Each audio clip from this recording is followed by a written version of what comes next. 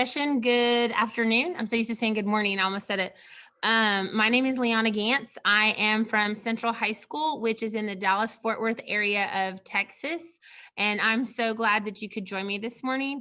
I unfortunately can't see any of you. I can't even see the chat. So hopefully, I'm hoping Kenna, she's my moderator. I'm hoping she can see that and she can keep us posted if anything comes in. So I am in my 16th year of doing student council. And I still very, very clearly remember my first days as an advisor and being so afraid of doing something wrong and of never being able to be the advisor that these other advisors were going to be, and that fear of living up to expectations. And so it has become a passion of mine to work with new advisors, whether you are like just now taking it over, whether you're 5 years in. To be honest, I'm still working with advisors who are 10, 15, 20 years in, because we always feel at some point in time that we're not living up to expectations. And so how can we support each other as we go through things? So I do know some of this may be a little Texas specific because I took a Texas PowerPoint and I revised it for all of us, but I'm hoping that there's somebody here from all of the states that are part of this conference, because I just think that's a cool thing that we were able to all come together and have this workshop here. So one of the things I want to tell new advisors is if you have not been on your state association website, please feel free to go there. There are so many resources. I sort of went through the different websites to see what was there. And so some of the things that I found out by going through those websites is like, who do each of our organizations serve? Some of it, I just couldn't find the information. Tennessee might have districts. I don't know. I just didn't see it. But just some of the information that's out there, what we offer as state organizations. And of course, speaking for the Texas website, there are resources. There's a new advisor handbook. There's so many things out there that are available on your state organization website. So that is one of the resources I always highly recommend that you hit up and just search through the links. Sometimes you can get lost going down the rabbit hole there. I know from our executive director, she's constantly telling us that, oh my gosh, this website could be so much better. And it could be, but we do the best we can. So definitely feel free to hit up your websites and figure out what's out there. So on here, what I've done for new advisors, this is the Texas State Vision and Mission Statement for our student councils. And the reason that I put it there was just to give you an idea of something that we have done. And to be honest, we've only done this over the last 5 or 6 years where we've really focused on a vision and mission. And so when it comes to new advisors or fairly new advisors, I definitely recommend that when you work with your officers, that you guys come up and develop your vision or your mission for your year. It helps your kids, it helps you stay focused on what your purpose and goals are. Instead of just doing projects to do projects, there's a purpose to them. And so it helps keep your kids grounded in coming up with new ideas that really have a focus. So I definitely encourage, if you don't hold an officer retreat of some kind with your kids, I definitely encourage you to do that. I hold a retreat. It went from like a 5-hour retreat many, many years ago. Ours now spans 3 days of a retreat. But that's because that's something that my kids have grown into and are comfortable doing. And we meet at the very beginning of the summer and we figure out where we want to go, who we want to be, and how we're going to get there. So I definitely encourage you looking into trying to develop a vision and mission with your officers, at least for your year, if not for long term. And so here, this is more for those of us that are like brand new. I'm lucky to have gotten through my first year of student council. I still don't know what it is. That's sort of what I put this up here for. And it's just to remind us of what our purpose is as a student council. And something to keep in mind as a new advisor, your definition of a student council and what your kids do and what your school does, it's going to change from school to school, district to district, state to state. And that's okay. You've got to find what works for you and your kids in your community, to be able to do the best that you can do to serve. So I just went ahead and put this up here, just in case we need a little bit of a reminder. So what we consider, at least in the state of Texas, as minimum standards for an operation of a student council. So hopefully you have some of this stuff. If you don't, I think I would looking to see if it's beneficial to you as a council. Some of it may not be needed. It's up to you, but this is what we consider as minimum standards in the state of Texas. So we ask that all of our councils have some sort of organizational structure, whether so that most of us it considers we consider that to include a constitution. For a lot of us, we spent several years recently going through revising constitutions and ensuring that it has the information we need to be successful. Your structure includes who is it that's supposed to be a part of your council. Is your council entirely elected? Or is your council partially elected with general membership? Are there work-on members? Who is it that represents your council on your campus? And then, of course, expectations of that membership. We're here, and this is a big one here for a lot of us at high grade standards. It's not about the grades. We're looking at kids who just want to serve. And so do our kids need to pass? Absolutely. Do they need to maintain good standards? Absolutely.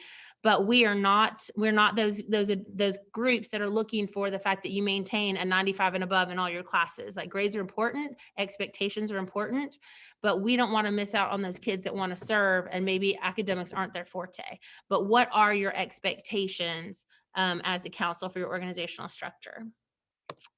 Operations. How does your council function? Do you have executive board meetings? Who's on your executive board? Are they all of your officers? Are they class and student body officers? Committee chairs? What do your general council meetings look like?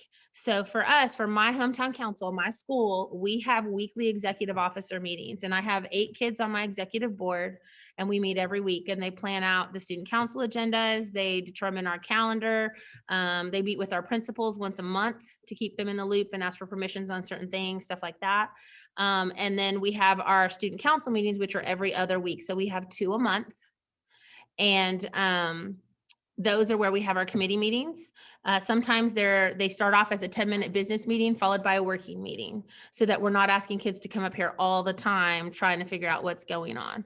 So I'm gonna pause here. Okay. I get nervous, so I'm checking the chat real quick just to make sure, but Ken is on here. Um, Pete, I have no idea what they're planning on doing about giving you access to the presentation, but my email was at the very beginning, and I'll pull that up at the very end, and you are welcome to email me and I can give all y'all access to everything. Anyway, okay, so I'm gonna drop the chat now, go back. And then the big thing is writing an agenda for every meeting. It helps me keep on track. It helps my kids keep on track. And ideally it helps us not forget to include information that is important to be there. Agendas, my council tries to follow Robert's rules. So our agenda tries to follow new business, current business, old business, all of that kind of stuff. You don't have to follow Robert's rules. You don't have to have a formal agenda like that. Just have some sort of agenda that helps your kids remember what's going on in the meeting.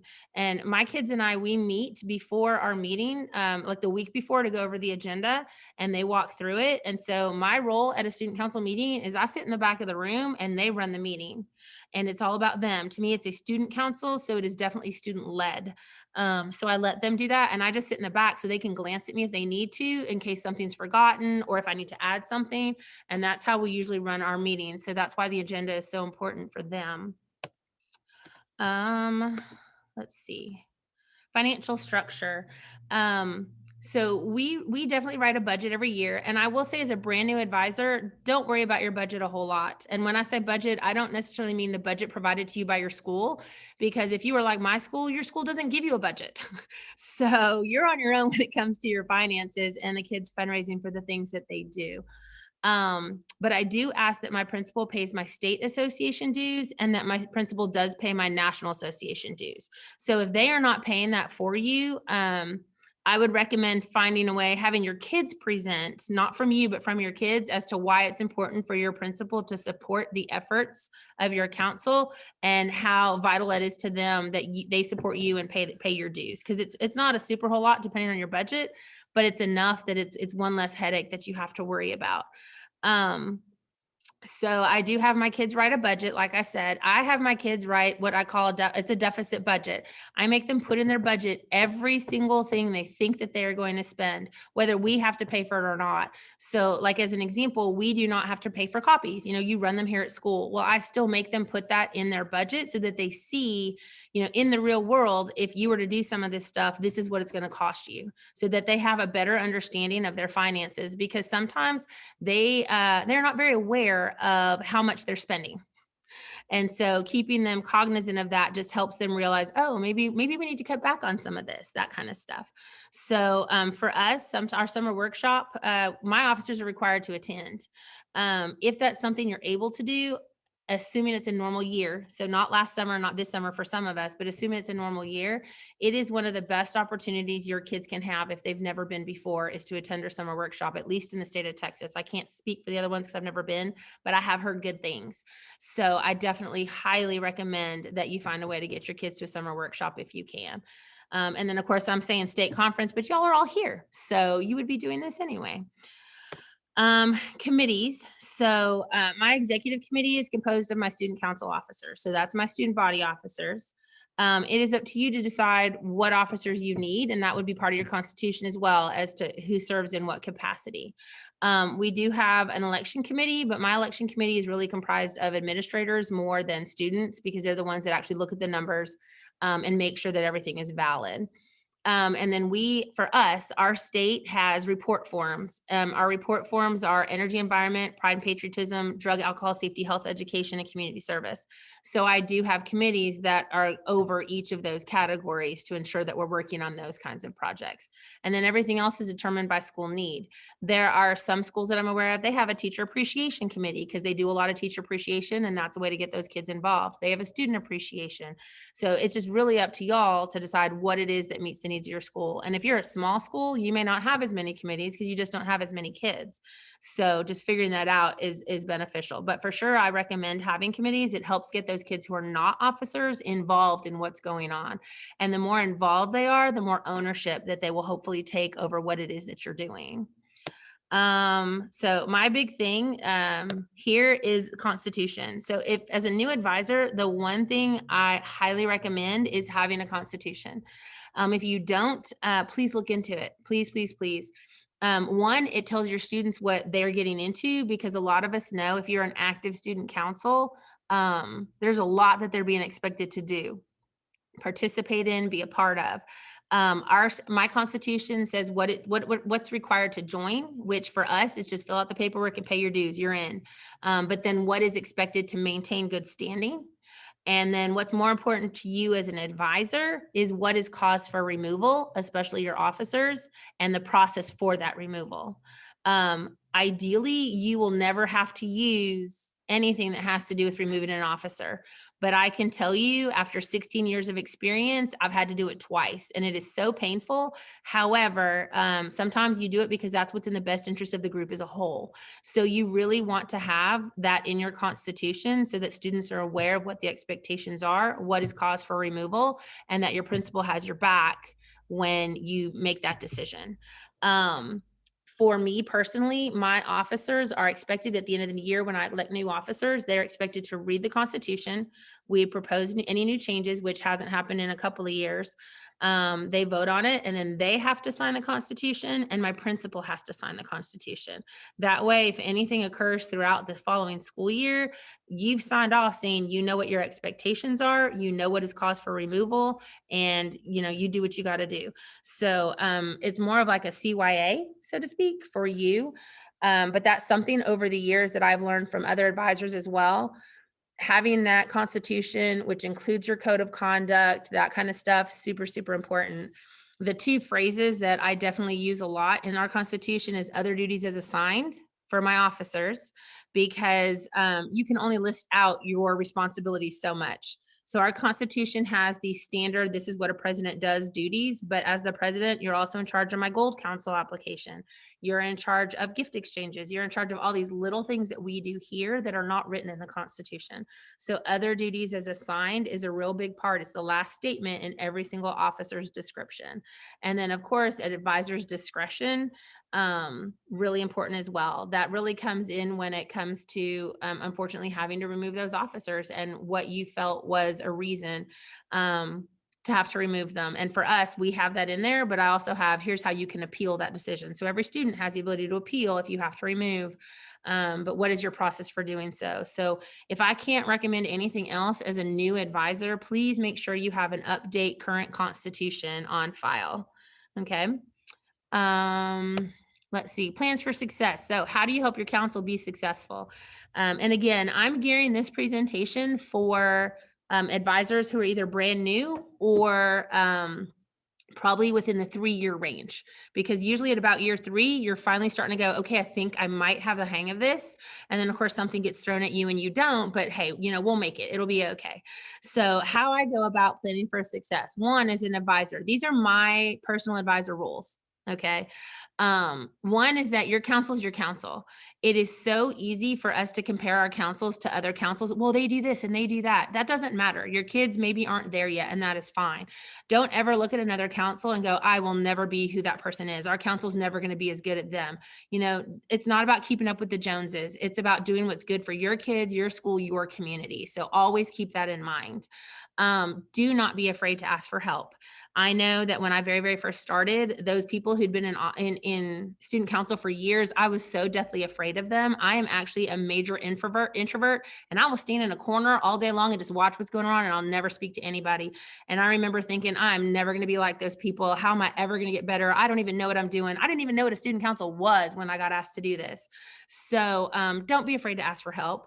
Those people that are so scary are some of the most friendly people you will ever meet. So please make sure you ask for help. Most of us, to be honest, are looking for ways to procrastinate doing real work.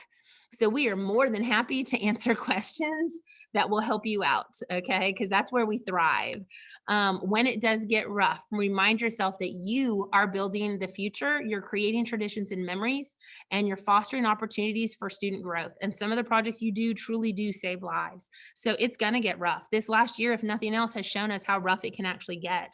And just by leaning on others and reminding ourselves of what it is that we can accomplish, that's what you got to do. I mean, ask for help and remember, you are a good person. You are doing good things, and you are training our future leaders to make this world a better place, and you will be successful. Just maybe you might have to redefine what success is, and that is okay. I teach my math kids that all the time. They're like, I made a 72. And I was like, but you busted your tail. That's a great number because you used to make a 63. So like, find the way to find success. You know what I'm saying? Okay, I'm going to take a quick pause right here. Kenna, how much time do we have? See if Ken is listening. I think it ends at 2:50. What it showed on the Okay, schedule. awesome. That's what I thought, because I thought it was about 20 minutes. So thank you. Yeah. So here's the fun part. I have 50 million slides in here because I was like, I don't know how fast I'm going to talk, how slow, whatever. So we're going to like speed in the next minute and 50 seconds. So project planning, have a proposal if you need one. I make my kids get up in front of my principals and do a project proposal. I have templates. You want them, you email me, I'll get them to you. Just revise it to fit you. Okay. Same thing with my planning guide. My planning guide is like 50 million pages long, but it's the same planning guide I use whether you're doing like a tiny little event versus a school-wide event. So we use what works for us. And then for sure, project evaluation, it's a must. Please debrief your projects after you're done with your kids, even if it's a quick plus minus where they say this went well, this went bad. And then always ask, is this something we want to continue? Because sometimes it may not have gone great, but it's something that you're like, you know what, give it another year or two and this is going to be phenomenal. So please make sure that you debrief your evaluations. Plan a year at a glance. Okay, this is how we do our year at a glance, and we actually pass this out to all of our staff members so they have an idea of what we're doing when it impacts the entire school. It will never, ever have all the projects you do on it, but just do your best. Give them something, especially your spirit days, because for us, spirit days means jeans days for teachers. So they want to know all about those. Red Ribbon Week, just big things like that. So plan a year at a glance, do a calendar, however you want to do, share it with administration and principals. Staff, because it's going to help them out. From here, okay, we got a problem because now I'm like running out of time, and these are all about project ideas. So for us, we do community service, we do a first responder activity, we do team building. That's the second picture. We do team building with our staff. We do mini night directions. What else do? We remake mom and garters. We take donations from our community and we remake them for our special needs students who don't get to participate. Like their parents don't think about getting a mums and garters. How can we include them? So we meet with them and we help them make their own mums and garters in class. Let's see what else. There's a whole bunch of community service. I hope you can take a quick screenshot if you want. I don't know. Like I said, email me and I'll get you my PowerPoint. It's not a problem. Energy and environment, we do lots of banners. And what we do with our energy environment banners, we actually sometimes do them on recycled paper. So that way the people are like, you're doing all this paper, but energy, it's recycled. You know what I'm saying? So all this stuff you see, most of that is all recycled stuff. So especially with our homecoming dance, that third picture is a backdrop on our homecoming dance. We've used those foam boards for 10 years. We just paint over them every year. Don't buy new stuff you don't have to. We also do drug, alcohol, safety, and health education. We do a Red Ribbon Week safety skit on Halloween and drugs and alcohol. That's one of the pictures there. We do a Stop the Silence Week, which is a week about starting the conversation regarding suicide, because you can't hide it. If you create an environment where people will talk about it, then they can't hide it. And so hopefully we can prevent some of that from happening. All kinds of drug, alcohol, safety stuff, mental wellness. I know I'm going super fast because I think I'm over time. What time is it? 2:51. I'm over time. So let me go back. Don't slow down. Okay, so Kenna said, that you're supposed to have all of this, but there's my email address just in case. So I hope I gave you at least one thing that can be beneficial for you. As a new advisor, if nothing else, please remember you're doing a great job. Okay, you are. No matter how you feel, it's going to get better, and you are doing a great job. Okay? Well done. Thank you, Lianna. Thank you. I did download the chat, so I have everybody's emails. We will get these to you, but there's Lianna's if for whatever reason we don't get it to you. And I'm dropping mine in the chat, and you can always email me. Thank you both so much. You're welcome. Enjoy your day. See y'all later. All right, have a good break. Bye.